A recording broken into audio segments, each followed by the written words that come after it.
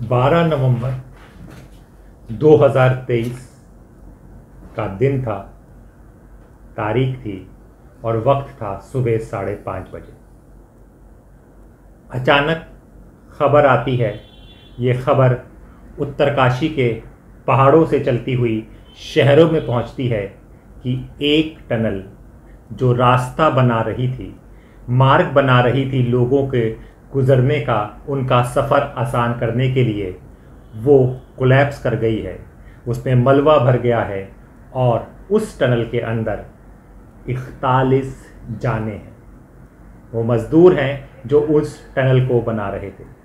ये वाक़या, ये हादसा पूरे देश में फैला, सबसे चिंता से हुई। लेकिन फिर भी ये खबर क्या है, असल में क्या है और किस तरह से रेस्क्यू काम करता है, एनडीआरएफ काम करती है, एसडीआरएफ काम करती है, मजदूर कहाँ पे ये टनल बन रही थी, इन सब पर चर्चा करने के लिए हमारे साथ फिल्म निर्देशक जगत जी हैं। जगत जी, इसलिए हम जगत जी से बात कर रहे हैं क्योंकि जगत जी खुद उत्तराखंड से ताल्लुक़ रखते हैं और वाकिफ़ हैं कि इस तरह के टनल का किस तरह से काम होता है, कितना मुश्किल, कितना कठिन है ये रेस्क्यू ऑपरेशन और इसका किस तरह से हम लोग इसको कवर कर सकते हैं। जगत जी, मैं पहले चाहूँगा कि आप हमारे दर्शकों को ये पूरे हादसे के बारे में संक्षेप में बताएं तो ज़्यादा बेहतर होगा, जिससे सबको जानकारी मिल पाए। जी नहीं, देखिए क्या है ना, अभी जैसे कि आपको पता है कि पूरे देश में जोर शोरों से सड़कों का निर्माण हो रहा है।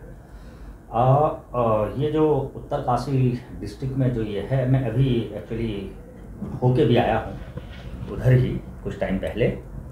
तो वो टनल बनते हुए मैंने देखी है, मतलब बाईपास की है, तो मुझे पता है वो दोनों तरफ से उस पर काम हो रहा है। तो पहले आप उस चीज़ को समझिए कि ये है क्या। देखिए क्या है कि पहाड़ का एक मार्ग है, एक मार्ग जो बहुत ऐसे पहले ऊपर पहाड़ पे चढ़ता है, फिर उस पहाड़ के दूसरी तरफ उतरता है। ठीक है, ये एक लंबा सफ़र है ना। अब जब हम 4 लेन का निर्माण हो रहा है पूरे उत्तराखंड में, पूरे चारधाम, जिसको ऑल वेदर रोड भी कह रहे हैं, या चारधाम यात्रा सड़क निर्माण, या देश में जो सड़क निर्माण हो रहा है, कुछ भी समझ लीजिए। तो उसके तहत क्या ये किया था, यहाँ तक हम 4 लेन लिया है, यहाँ से हम एक टनल खोदेंगे और जो एक रास्ता, पुराना रास्ता है, वो जो मैंने कहा पहले पहाड़ के ऊपर चढ़ता है 4-5 किलोमीटर और फिर पहाड़ से उतरता है 5-6 किलोमीटर, ठीक है ना। तो उस पूरा रास्ता बाईपास करके और टनल से हम सीधा वहां पे उतर जाएंगे जहां पे वो रास्ता उतरता है, हम सीधा उसमें मिल जाएंगे सीधे सीधे। तो ये है योजना, सीधी सरल योजना है ना। जगत जी, ये थोड़ा सा दर्शकों को समझाएं क्योंकि ये उत्तराखंड के लोग शायद जानते होंगे, लेकिन मुंबई, दिल्ली या बड़े शहरों के ये एग्जैक्ट कहाँ पर है, क्या जगह है, इसके बारे में कोई जानकारी? ये टनल जो है, इसके 2 छोर है ना।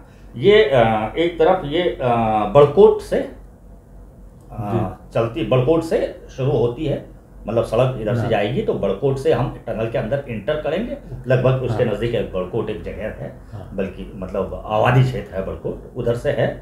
और उस तरफ एक वादी है सिलक्यारा उस जगह का नाम है। सिलक्यारा में ये टनल बाहर निकल गए, मतलब आदमी बड़कोट से चलेगा और सिलक्यारा में निकल जाएगा, या फिर आप उधर से आएंगे तो आप सिलक्यारा से इंटर करेंगे और बड़कोट में टनल से बाहर निकल जाएंगे, है ना। लगभग 4.5 किलोमीटर की ये पूरी टनल है, मतलब अच्छी बड़ी टनल है।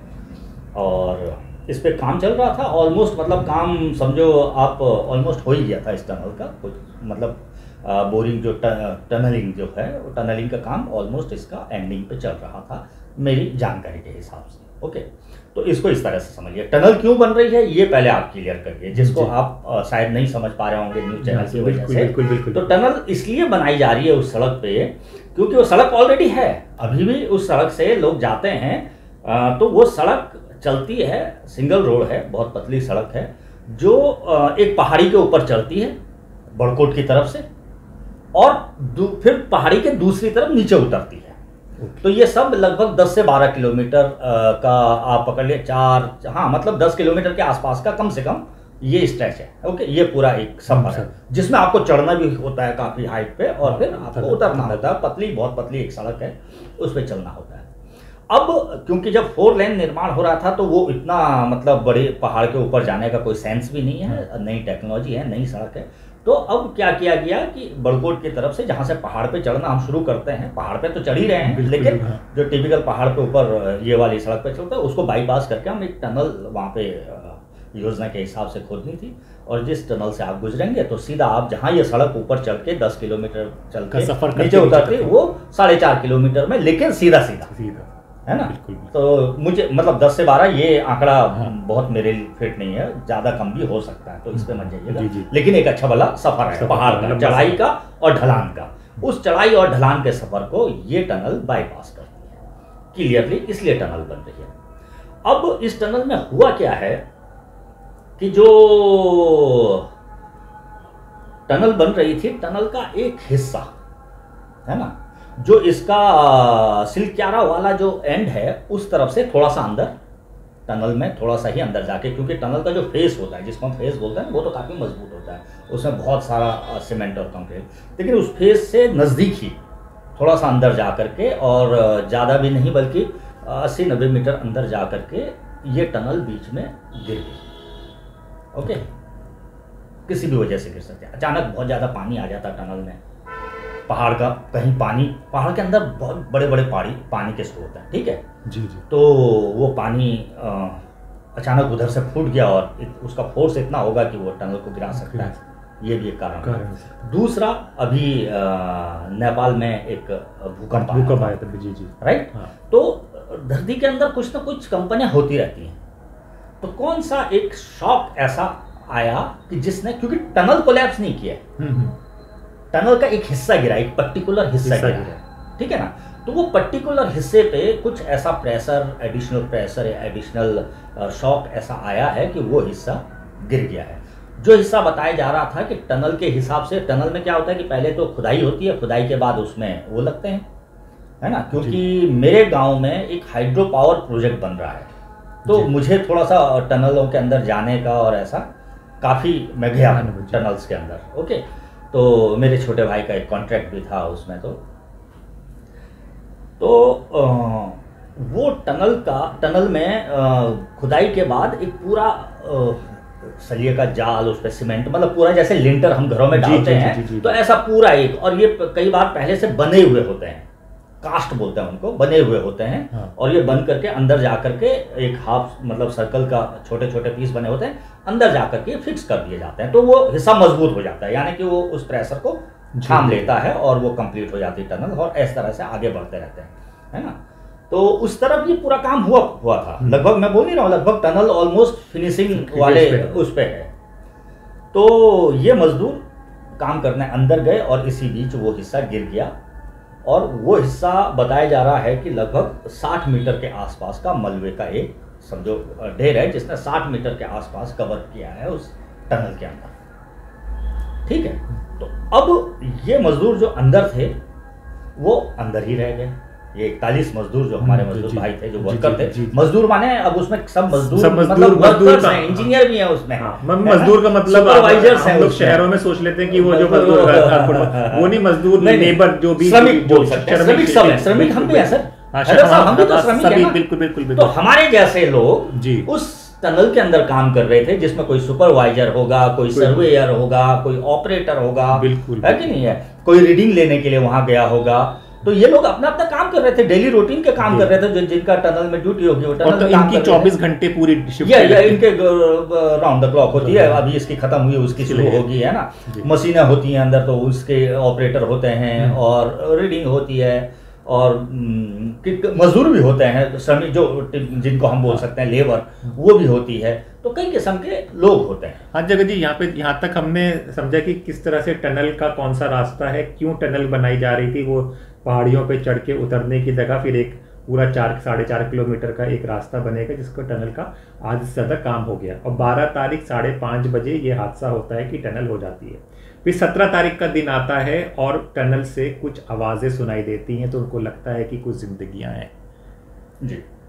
तो यहाँ पर मुझे लगता है इधर से कि अंदर लोग हैं, ये तो खैर सबको उनको पता होगा, निश्चित रूप से पता होगा, उनका रोस्टर होगा, सब रोज का ये, बस उनका ये था कि जब ये गिरा है, जो उनके मतलब सुपीरियर ऑफिसर्स होंगे, जो इंचार्ज होंगे, उनका बस एक कंसर्न था होगा, जो मैं उस समय को इमेजिन कर रहा हूँ, कि जब ये कोलैप्स हुआ है, ये हिस्सा, ये टनल का ये एक पर्टिकुलर बहुत बड़ा हिस्सा कोलैप्स हुआ है, उस समय हमारे कितने आदमी यहाँ पर थे जो इस मलबे में दब गए थे, ये उनकी एक आशंका होगी। अंदर लोग हैं, कितने लोग हैं ये तो दो तीन घंटे के अंदर वो पूरा फाइंड आउट कर सकते थे, बिल्कुल राइट। लेकिन उनकी जो सबसे बड़ी चिंता होगी कि अंदर, ये भी वो जानते होंगे कि क्योंकि छोर इससे लगभग 2.5 किलोमीटर दूर है, ये जो कोलैप्स हुआ है वहां से 2 किलोमीटर दूर है जहां वो काम, मतलब उनका एंड काम हो रहा है, लेकिन इन बिटवीन भी काम होते रहते हैं।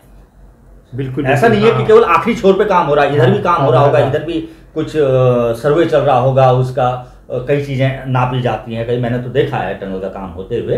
तो उनकी चिंता ये थी होगी कि मलबे में कितने लोग दबे हैं और कितने हमारे सुरक्षित हैं, है ना। और उनको ये जब खबर मिली कि उनके पूरे के पूरे 41 जो कर्मी हैं वो पूरे सुरक्षित हैं, तो ये एक बहुत खुशी की बात थी, बहुत बड़ी बात थी। वरना ऐसे हादसे में 2-4 लोगों का, मतलब जो वहां पे काम कर रहे, इत्तेफाक देखिए, हो सकता है कि अभी तो कहानियां नहीं आई, अब जब ये लोग बाहर आएंगे तो आपको कई कहानियां आएंगी। कईयों की ऐसी कहानी होगी कि मैं बस 2 मिनट पहले वहां पे काम कर रहा था और फिर मेरा काम खत्म करके मैं मतलब वहां निकला और जैसे मैं आगे गया पीछे से कोलैप्स हो गया, वरना मैं दब जाता। तो ऐसा हुआ होगा, देखिए ना, मतलब ऐसे चमत्कार बहुत हुए होंगे वहां।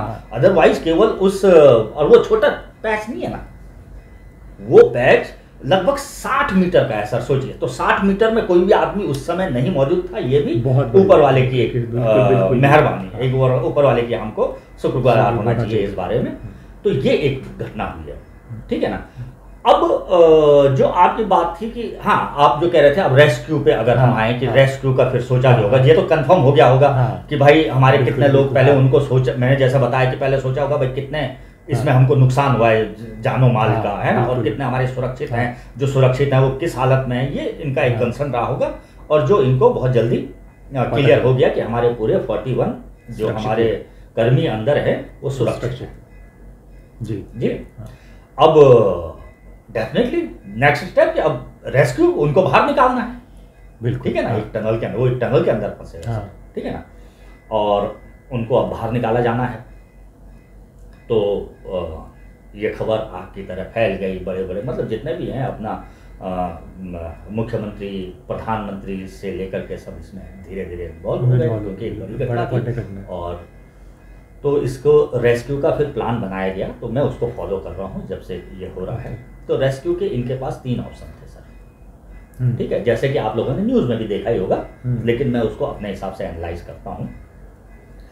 एक तो ये था कि जो इसका सिलक्यारा जो एंड है, जहाँ से ये लोग काम कर रहे थे, जहाँ मतलब इसका मेन एक्चुअली जो वर्किंग स्टेशन है वो सिलक्यारा ही है।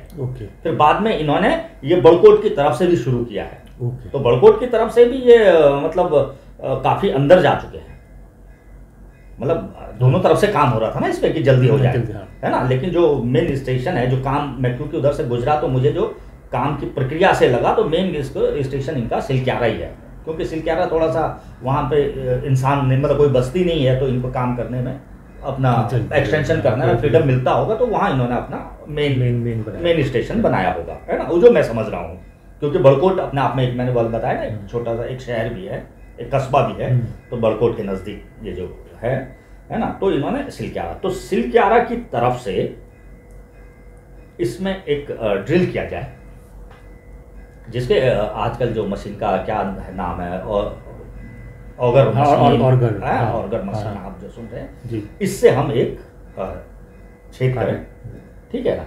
और वहाँ उसमें, क्योंकि वो ऑगर मशीन में लगभग ये लगा लीजिए कि 2.5 फीट के 2.5 फीट के आसपास का पाइप उसके साथ अंदर जा सकता है, और उतने में आदमियों को निकाला जा सकता है, राइट, टेक्निकल चीज। ओके, दूसरा ऑप्शन था कि क्योंकि बड़कोट की तरफ से ऑलरेडी काम चल रहा है पूरा, मतलब रनिंग में है, तो बड़कोट की तरफ से हम मैनुअली इस टनल को खोदें और को निकालें। तो वहाँ लगभग आपको 480 मीटर का एक पैच अभी जिस पे काम होना बाकी है, ठीक है। तो 480 मीटर के पैच में आपको खुदाई करनी है। और आप कैसी खुदाई करेंगे कि इतना बड़ा पूरे टनल बनाने के तब तो आपको मतलब 2024 में उसका उद्घाटन होना है लगभग। तो आपको तो वो पूरा 2024 तक उनको खोदते रहना पड़ेगा। तो पूरी टनल तो आप बनाएंगे नहीं, कुछ छोटा आप ऑप्शन ढूंढेंगे। वो कैसे करेंगे, कितना टाइम उसमें लगेगा, वो पूरा एक कैलकुलेशन का विषय था, है ना। तो और तीसरा एक ऑप्शन था कि ऊपर जो पहाड़ है, जिस पहाड़ पे मैंने कहा ना ऊपर चल करके आपको पहाड़ पे जाना है, तो इस टनल के ऊपर एक जगह पे एक पहाड़, मतलब पहाड़ तो 2.5 किलोमीटर का भी स्ट्रेच है, और एक जगह पे कुछ 80-90 मीटर का वहां भी स्ट्रेच है। तो उस 80 मीटर को ऊपर से हम ड्रिल करें क्या, वो अभी प्लान भी, बल्कि फॉर्मली उस पर भी काम चालू हो चुका है। ओके। अभी मैंने एक न्यूज़ देखी, अभी कल शायद उस पर हमने मतलब वहाँ ऑलरेडी प्लेटफॉर्म बना करके और ऊपर से, क्योंकि वहाँ से ऑलरेडी पाइप वगैरह हैं, बाईपास पाइप होता है ना जो प्रेशर को रिलीज करते हैं, कुछ इस तरह के पाइप वहाँ डाला हुआ है वहाँ से। तो वहाँ से एक बोर करके और ऊपर से जाया जाए, वो भी 80-90 मीटर का एक स्ट्रेट, जैसे हम बोरिंग करते हैं उसके लिए पानी के लिए, उस तरह की हम बोरिंग करें, ऐसा है। लेकिन पानी का बोरिंग तो बहुत इजीली एक दिन में हो जाता है, लेकिन उसमें देखा होगा आपने मोटा से मोटा पाइप ऐसा जाता है। आपने बोरिंग में कभी बड़ा आदमी गिर गया नहीं सुना होगा, बच्चा गिरता है, ये सारे बड़े लोग हैं, उनको उतने पाइप से नहीं निकाला जा सकता, राइट। तो आपको एक बड़ा कुछ उसका ऑप्शन 2-3 बोरिंग साथ में करके ऊपर से कुछ ऐसा करना पड़ेगा, लेकिन नीचे खड़ी चट्टाना है। तो बोरिंग मशीन जो डायमंड बिट होता है वो कितना उसमें सक्सेस होगा अभी कहा नहीं जा सकता, लेकिन वो प्लान बी था। ओके। तो सब ने सोचा कि प्लान ए यही वही है कि ऑर्गर मशीन से इसको अंदर काटेंगे, और ऑर्गर मशीन क्योंकि एक 1.25-2.5 फीट के पाइप को अंदर धकेल, मतलब उससे उसके सारे इतना मोटा पाइप अंदर धकेला जा सकता है, और इतने बड़े छेद से आराम से लोगों को निकाला जा सकता है। आप भी जानते हैं 2-2.5 फीट से हम, मतलब हमारे बाथरूम के दरवाजे की चौड़ाई 2 फीट होती है, तो इतना भी अगर एक हमको डाया मिल गया तो उसमें से इंसान को आराम से निकाला जा सकता है। तो ये प्लान पे सबकी सहमति हुई इन लोगों की, और इन लोगों ने कहा ये सबसे सक्सेस रहेगा। अब समझते हैं यहाँ पर जो चीज़ें थोड़ा आपको समझ में नहीं आएगी वो बताता हूँ मैं। ये ऑर्गर मशीन क्या है, ऑर्गर मशीन वहाँ पे क्यों थी होगी साइड पे, आपने सोचा कि ऑर्गर मशीन या तो आई होगी, ये दिल्ली से शायद मंगाई गई, ओके। तो दिल्ली से मंगाई गई ये, क्योंकि बोरिंग टनलिंग की मशीन नहीं है, पहले तो आप लोग ये क्लियर समझ लीजिए, ये टनलिंग की मशीन है। अब मैं ये बताता हूँ आपको, आपने कभी देखा कि एक आप जब कोई मकान बनाता है, या किसी ने मकान बनाया हो आप लोगों ने, या किसी का मकान बनते हुए देखा, तो फाउंडेशन खोदने के लिए आजकल एक ट्रैक्टर बुलाते हैं जिस पर एक ड्रिल लगा होता है, और वो आपको छेद बना के दे देता है नीचे। जी पूरे आप उसे पिलर कलर कर सकते हैं, है ना। तो नीचे छेद बना देता है, और वो देखा उस ड्रिल को आपने देखा है कैसा रहता है। बिल्कुल। तो एग्जैक्ट वैसी ही एक मशीन है, उसका एक मतलब सुपर वर्जन, एक मतलब हाईटेक वर्जन बता दो, समझ लीजिए आप, वो एक है, ठीक है ना, जिसमें एक उसी तरह की बिट लगी हुई है, सेम बिल्कुल वही। ये टनलिंग के मतलब की मशीन है।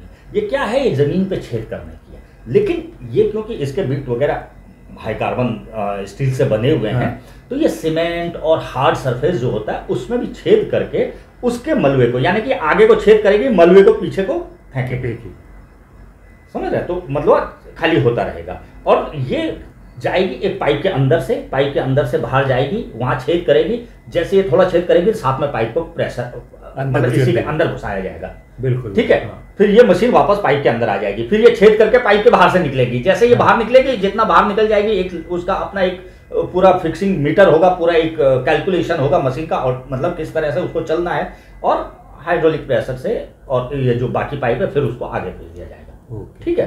तो यानी कि ये उतना ही छेद कर रही है जितने पाइप को जरूरत है, एक्चुअली पाइप से थोड़ा छोटा ही छेद कर रही है प्रैक्टिकली, समझ रहे आप। लेकिन क्योंकि छेद करते समय ना आसपास का भी तो सरफेस जो होता है ना वो ढीला हो जाता है। ऑफकोर्स आपका होल तो इतना बड़ा हुआ है, लेकिन सरफेस तो इतना ढीला हो गया कि जिससे को पाइप वो अच्छे से प्रेशर में अंदर डाल देते हैं, बिल्कुल, ठीक है। फिर ये अपने प्लेट, फिर ये आगे थोड़ा थोड़ा जाती, और इस तरह से इन्होंने अच्छे से इस मलबे में छेद किया, ठीक है। तो इन्होंने ये अभी बिल्कुल करंट न्यूज है कि वो 8-9-10 मीटर रह गया है। तो यानी कि ये 40-45 मीटर तक तो बहुत इजीली फटाफट गए, क्योंकि ड्रिल की तरह जैसे दीवार में आप छेद करते हैं, ऐसे ड्रिल की तरह वो कूड़ा बाहर, मतलब जो भी मलुआ है वो बाहर आता रहा और ड्रिल अंदर जाती रही, साथ में पाइप को धकेलते रहे और फटाफट ये 40-45 मीटर ये चले गए। ओके, 40-45 मीटर जाने के बाद, मतलब 40-45 मीटर क्या था कि वो मलुआ जो सड़क के और पूरा जिसने 60 मीटर का स्ट्रेच बनाया था, एक पैच बनाया था, उस पैच का। लेकिन मेन जो जहां पर टनल में लगे हुए जो सपोर्ट हैं, ये तो वो मलुआ था जो पहाड़ का भी साथ में दरदर आया होगा।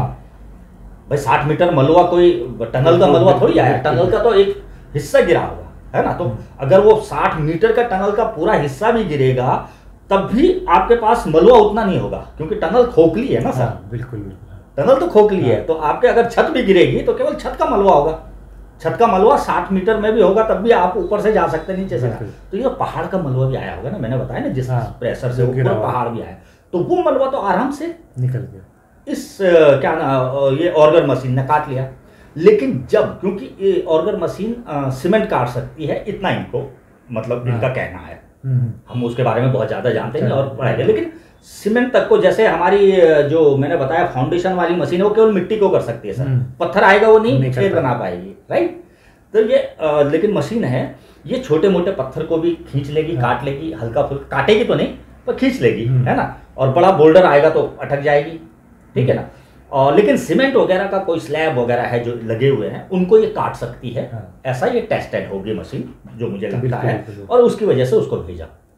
अब जो स्लैब गिरा होगा, वो स्लैब ऐसे नहीं गिरा होगा सर, यहाँ पे से इसने छेद किया और अंदर चली गई, वो कोई ऐसा गिरा होगा, कोई ऐसा गिरा, और उसमें एक सलिया का जाल होगा पूरा। बिल्कुल, आप समझ रहे हैं, मतलब जैसे आप लेंटर डालते हैं तो उसमें जाल बनता है, जाल सेम जाल होता है, बहुत हैवी सरिया का जाल होता है सर। अब ये जब गिरा होगा तो ये ऐसे थोड़ी गिरा है, मतलब ऐसे खड़ा थोड़ी हो गया रास्ता रोक के कि आप यहाँ से छेद करेंगे और इधर से निकल जाएंगे, थोड़ा बहुत सरिया आएगा तो इधर से कहीं से तरह से कटवा देंगे किसी मैनुअल से उसको और निकल जाएंगे। ये कोई ऐसे गिरा होगा स्लैब, कोई उसमें ऐसे गिरा होगा, यानी कि कोई सरिया इधर होगी कोई उधर होगी, वो पूरा एक होगा। और ये मशीन किसी भी हालत में सलिया को नहीं काट सकती, वो तो आपको मैंने क्लियर बता दिया, है ना। सलिया काटने के लिए नहीं, ये मतलब बोरिंग की इस तरह के टनलिंग की मशीन नहीं है सर, ये केवल छेद करने की मशीन है जमीन पर, बिल्कुल, है ना। और ज्यादातर टेस्टिंग वगैरह में यूज करते हैं इसको, है ना। तो अब ये मशीन जब मेन जगह पहुंची जहां की टनल के स्लैब गिरे हुए थे, उस मलबे के साथ, कुछ वही गिरे तभी तो मलबा ऊपर से आया, है ना।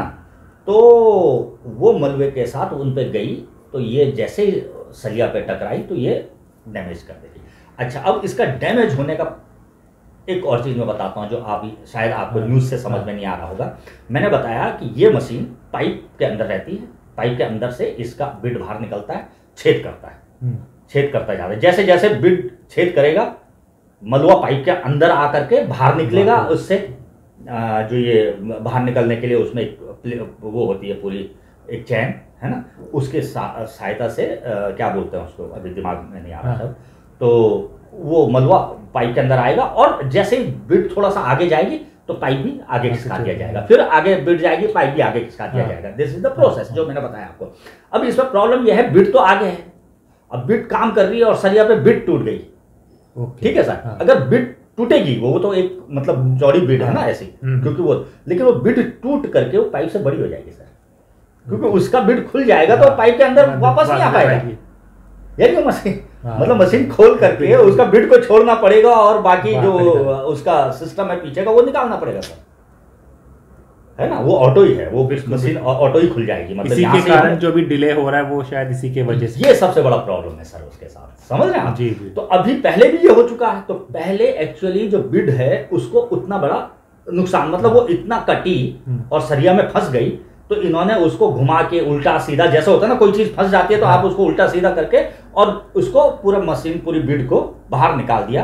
फिर लोग गए ऑक्सीजन सिलेंडर के साथ उस 2 फीट के पाइप में, 2 फीट के पाइप में जाकर के उन्होंने वो सलिया जिसमें बिड फंसा होगा, वो सलिया का पूरा एरिया, उतना एरिया क्लियर किया होगा बिड के लिए, ओके। तो वो पूरा सलिया उन्होंने निकाल दिया, काट करके वेल्डिंग से काटा होगा, वहाँ जो भी उनकी मशीनरी अवेलेबल है, अभी तो लेज़र वगैरह वो ले आए हैं शायद, प्लाज्मा लेज़र, लेकिन पहले जो भी उनके पास अवेलेबल था उनसे उन्होंने सरिया काटा, वो सरिया के टिकले बाहर निकाले, फिर नया बिड मशीन पे लगा करके और मशीन को वापस कर दिया। अंदर भेजा। जगत जी ये तो सही आपने बताया, सब कुछ एक्सप्लेन कर दिया। ये हमारा बाहर क्या हो रहा है इसके बारे में जगत जी ने पूरा समझा दिया। अब भैया जी थोड़ा अंदर चलते हैं, अंदर की क्या स्थिति होगी उसकी कोई कल्पना कर सकते हैं? क्योंकि सबसे बड़ी चीज़ की लोग जानना चाहेंगे कि वहाँ पर क्या रोशनी होगी, वो कितना बड़ा स्पेस होगा, क्या खड़ा हो सकता है या बैठे ही सब लोग होंगे, या फिर खाना या पीना इनको मिल रहा है?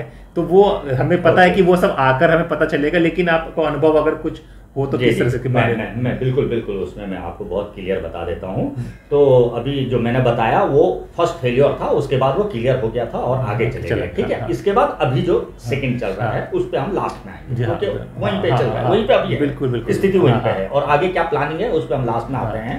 अब जो आपने पूछा पहले उस पर चले, जंप कर लेते हैं, ओके। तो वो ऐसा है कि वो जो 41 लोग हैं वो सारे सुरक्षित हैं। आपको मैं जो चीज़ बताऊं इसमें कि सबसे अच्छी बात इसमें यह है कि वो टनल बहुत दूर तक कंप्लीट हो चुकी है सर। ओके। इन लोगों के पास 2 किलोमीटर का एक एरिया है।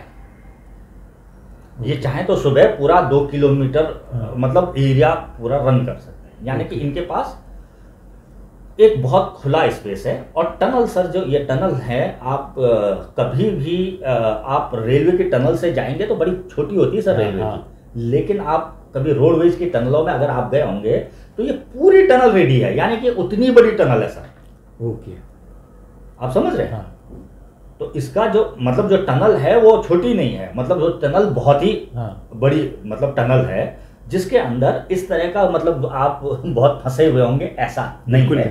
ये 41 लोग बहुत आराम से वो 2 किलोमीटर के एरिया में है, यानी कि वो 2 किलोमीटर का एरिया में आप चहलकदमी कर सकते हैं, मतलब एक जगह पे नहीं फंसे हैं वो, है ना। और इसकी चौड़ाई भी मतलब जैसे एक 2 वे रोड की चौड़ाई कितनी होती है सर, है कि नहीं है? जी जी, समझ रहे हैं? तो उतनी चौड़ाई इसकी है। एग्जैक्ट आप गूगल करेंगे आपको 1 मिनट में मिल जाएगा, है कि नहीं है? तो ये इसका डाया बहुत बड़ा होता है, मतलब एक 2 वे रोड है उसके अंदर सर। बिल्कुल, ठीक है ना। तो 2 वे रोड उसके अंदर से जाएगी, और जो 2 वे रोड जाती है मतलब अच्छी भली रोड होती है सर। 2 वे रोड ऐसा नहीं होता है कि बहुत पतली 2 रोड होती है, बहुत चौड़ी 2 रोड है ना। तो इस तरह का मतलब कम से कम 40 से 50 का रोड ही होती है फिर 2, और उसके थोड़ा बाहर फिर इसका एक स्पेस हल्का सा रहता है ना। और उसके बाद वो टनल खुलती है ना।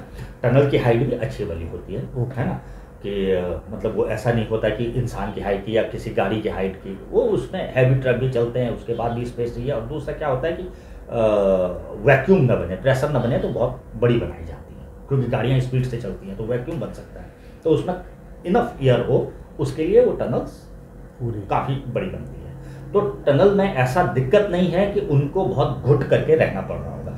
हाँ, बिल्कुल जो इश्यू है वो ये है कि वो बंद है सर, दोनों तरफ से है तो टनल ही ना सर। टनल ये कमरे में आप खिड़की दरवाजे सब बंद कर दीजिए तो कैद कैसी होगी मतलब। और इसके मतलब एक कंक्रीट के बॉक्स में आप डाल दीजिए, चाहे वो कितना भी बड़ा बॉक्स हो, तो आप पैक तो है ना, उसके अंदर बंद तो है आप सर, है ना।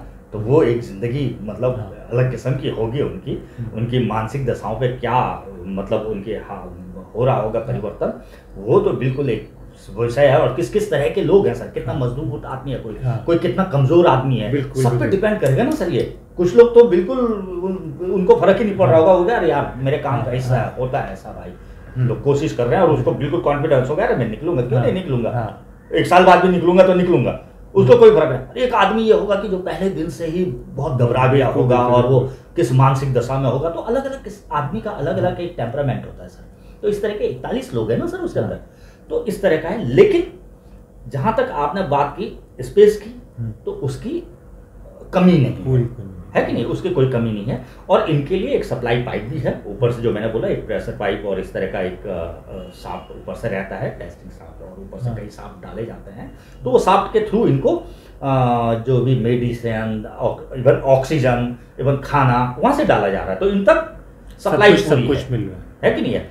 टनल के अंदर जो वर्कर्स आते हैं, टॉर्च ऑलरेडी उनके पास होती है, वरना आज टॉर्च क्या इनको कुछ भी इनके मतलब अंदर भेजा जा सकता है, क्योंकि इनके पास अच्छा वाला एक पाइप है, जिसके जो हमारे बोरिंग के पाइप होते हैं, जिसके थ्रू इनको मतलब सारी सप्लाई की जा सकती है अगले कितने भी दिन तक। तो वो मुझे नहीं लगता इश्यू है। इश्यू यही है, मैं बोल रहा हूँ, जो मानसिक एक दबाव होगा उन लोगों के ऊपर, है कि नहीं है। और एक कहीं ना कहीं मतलब कोई अगर होता ना कि आप कई बार लिफ्ट में भी बंद हो जाए तो कितनी हड़बड़ी हो जाए, जबकि आपको पता है कि 5 मिनट में आप निकल जाएंगे सर, फिर भी घबराहट तो तब भी घबराहट हो जाती है। तो एक चीज, और वहाँ कब से फंसे हुए सर, है ना, 16-17 दिन आपको ऐसे बिताने पड़े, और कितना टाइम लगेगा ये पता नहीं है। जगत जी, ये सारी बातें हो गई, अब थोड़ा सा हट के बात कर लें। ये कोई प्रोसेस नया नहीं है, टनल्स बनती हैं, तो क्या हम कुछ रेस्क्यू का सोच के ही नहीं चल रहे थे कि इस तरह का हो पाएगा? ये क्या एक तरह का लैक हुआ है? हाँ सर, बिल्कुल ऐसा माना जा सकता है। आप और हम ये बात बिल्कुल कर सकते हैं। हाँ बिल्कुल, मतलब कि ये बात करनी चाहिए कि इतनी बड़ी टनल बन रही है। देखिए ना, अभी तपोवन में हुआ था ना, हाँ। तपोवन में हम लाशें नहीं निकाल पाए। जी बिल्कुल, ठीक है ना। तो प्रॉब्लम ये है कि अगर इतनी बड़ी बड़ी टनलें बन रही हैं और इस तरह का कोई हादसा हो जाए तो उसके लिए क्या प्लान होता है, बिल्कुल, है कि नहीं है। तो वो मुझे जहाँ तक लगता है कि हर टनल के अंदर ना एक वेंटिलेशन पाइप होता है सर, एक पतला सा एल्युमिनियम का, कभी प्लास्टिक का या किसी फॉयल का, समझो एक वेंटिलेशन पाइप अंदर तक जाता है जो हवा को सर्कुलेट करता रहता है कि अंदर जो लोग काम कर रहे हैं या अंदर जो भी गैसें बन रही हैं वो बाहर जाए अंदर से, और बाहर से अच्छी साफ हवा अंदर जाए। तो मैं ये सोच रहा था, देखिए मैं साइंटिस्ट नहीं हूँ न मैं मतलब टनल एक्सपर्ट, तो मैं सोच रहा था यार ये वेंटिलेशन पाइप मैंने हर टनल में देखा है, क्योंकि मैं बोल रहा हूँ मेरे गांव में भी टनल का काम हो रहा है। तो इस तरह के हादसे टनल में होना स्वाभाविक हो भी सकते हैं, मतलब 10 में से 1 तो हो ही जाता है सर, है कि नहीं। तो क्या जो इनका वेंटिलेशन पाइप ये लगता है ना, ऊपर या साइड में इसको थोड़ा लगाएं, इसकी रिप्लेसिंग इस तरह की जाए कि ये बहुत हैवी मेटल का बना दें इसको, ठीक है ना, क्योंकि ये जहां तक टनल होती है सर वहां तक जाता ही जाता है। कि अगर कोई आदमी कहीं पीछे फंस जाता है, कुछ इस तरह का हादसा हो जाता है, तो ये वेंटिलेशन जो पाइप है इसके थ्रू, क्योंकि वो काफी बड़ा होता है वेंटिलेशन पाइप, वो भी 1.5 या 2 फीट डाय का होता है, इससे पहुंचा जा सकता है या कुछ किया जा सकता है, ऐसे मैं सोच रहा था। लेकिन इस तरह का कोई चीज़ होती नहीं है टनल में कि इस तरह की सेफ्टी मतलब किस तरह से किया जाए। तो सोच के बिल्कुल चलते होंगे, इतनी बड़ी योजनाएं बनती हैं सर, मतलब एक MM सोचा जाता है सर, MM भी कैलकुलेट होता है ना, कुछ भी हवा में नहीं होता है। लेकिन सबसे पहले तो हम लोग ये प्रार्थना कर रहे हैं कि वो जो 41 लोग हैं वो सुरक्षित बाहर निकल जाए, लेकिन फिर भी सवाल उठने लाजमी है, सवाल पूछे जाएंगे। सवाल ये भी पूछा जाएगा कि जिसको ये कॉन्ट्रैक्ट दिया गया था क्या उसने कोई विकल्प नहीं किया था। सवाल ये भी पूछा जाएगा क्या ये इतनी जल्दबाजी में काम हो रहा है कि 2024 में सबको पता है कि चुनाव आने वाले हैं, कि काम को जल्दी से निपटाया जाए और वो किया जाए। ये सवाल ही पूछा जाएगा।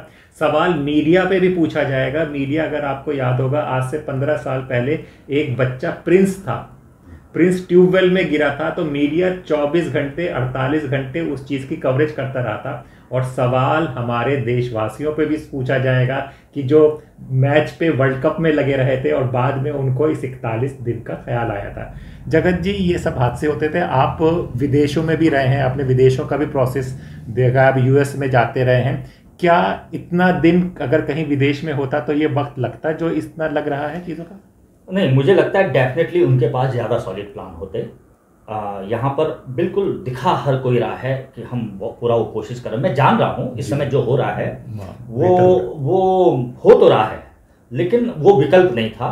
मैं नहीं मानता ये जो ऑर्गर मशीन है ये जो काम कर सकती है सारे इंजन, वो कहीं भी सीमेंट को काट सकती होगी, बिल्कुल मैं मानने को तैयार हूँ, अगर इतने मतलब बड़े इंजीनियरों का टेस्टेड मशीन है वो। लेकिन वो सलिया पे फंसेगी क्या ये पता नहीं था। और वो सलिया पे चल ही नहीं सकती, वो बड़े बोल्डर पे नहीं चल सकती सर। पहाड़ गिरा है, मैं कह रहा हूँ सलिया नहीं फंसा, एक बड़ा बोल्डर सामने होता तब क्या करते आप, आपकी योजना वहीं पर रुक जाती। बिल्कुल, ठीक है ना। तो आप क्या मान के चल रहे थे कि ये मशीन क्या काम कर सकती है? आपने कौन सी हाइट इस मशीन को जाने की चुनी होगी? आपने क्या कैलकुलेशन किया होगा कि स्लैब गिरे होंगे तो वो कितनी हाइट तक स्लैब रुके होंगे? क्या हम उसके ऊपर से जाएं या हम स्लैब के नीचे से निकल जाएंगे? ऐसा आपने सोचा? आप स्लैब से नहीं टकराएंगे, और टकराएंगे तो उसको कैसे हैंडल करेंगे? बिल्कुल।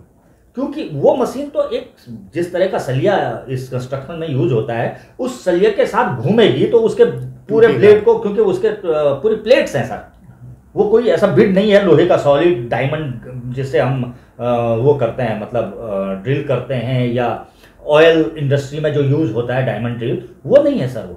वो प्लेट्स हैं सर, एक प्लेट्स घूमी हुई है जैसी चूड़ी बनी हुई है, जो घूमती है तो मलवा उल्टी तरफ बाहर निकलता है और वो आगे बढ़ती है। ठीक है, तो वो सलिया पे तो काम करने वाली नहीं थी। मैं कह रहा हूं कि इवन कोई बोल्डर अगर पहाड़ गिरा है अंदर, हमको तो पता नहीं है ना उस मलबे के अंदर कितना बड़ा बोल्डर है, उस बोल्डर पे भी वो रुक जाती। तो उसको किस तरह से इन लोगों ने उसके लिए क्या सोचा था, इनका कहना है कि प्लान बी था ऊपर, जिसपे इन्होंने काम भी शुरू कर दिया आज से, है ना। लेकिन मुझे पता है निकालेंगे इसी मशीन से, क्योंकि अब रह गया है 10 मीटर। वो 10 मीटर में ही सबसे ज्यादा ये है। एक चीज जो आप कह रहे थे उसमें मुझे एक चीज और आ रही थी, माना ये टनल पूरी बन जाती है और उस पर यातायात चल रहा होता है, तब कोलैप्स कर जाती, तब क्या होता है? बिल्कुल, हाँ, भगवान ना करे ऐसा हो, लेकिन कभी हो जाता है, हादसा हो सकता है। यानी कि उसके जो निर्माण क्वालिटी है उस पे भी सवाल उठता ही उठता है सर, क्योंकि बनी हुई टनल गिरी है सर, अंडर कंस्ट्रक्शन टनल नहीं है वहां पे। आप जो आपको बताया नहीं जा रहा है, टनल उस जगह पे जहां पर कोलैप्स की है वहां पे बिल्कुल भी अंडर कंस्ट्रक्शन नहीं है। अंडर कंस्ट्रक्शन क्या है?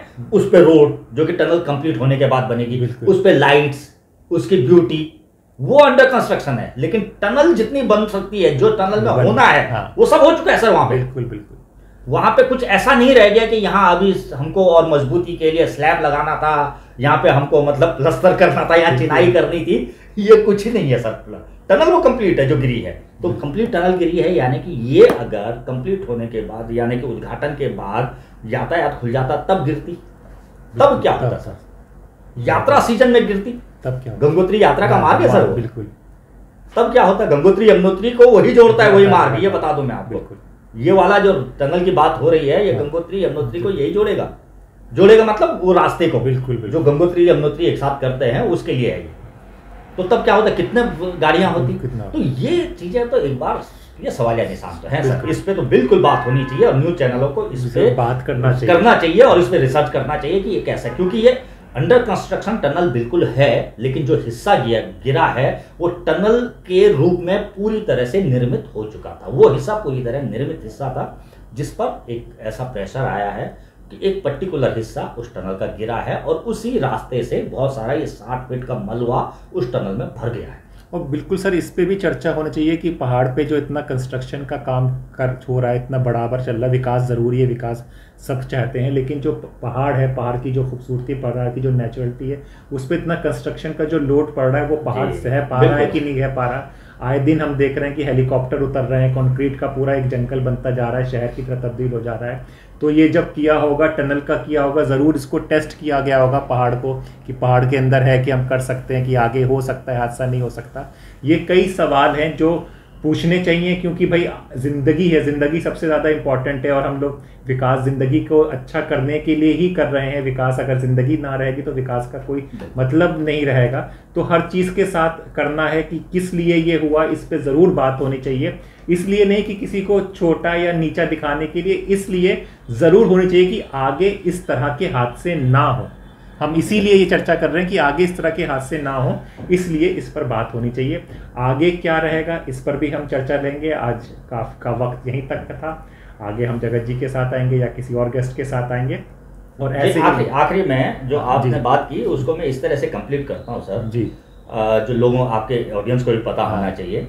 जो ये हिमालयी क्षेत्र है ना सर, अभी आप ये जब एक इस धरती की रचना के हिसाब से हम हिमालय को समझें अगर, तो हमारे देश में कानून है सर बाल विवाह का, बिल्कुल ठीक है ना, कि आप किसी कम उम्र बच्ची की शादी नहीं कर सकते।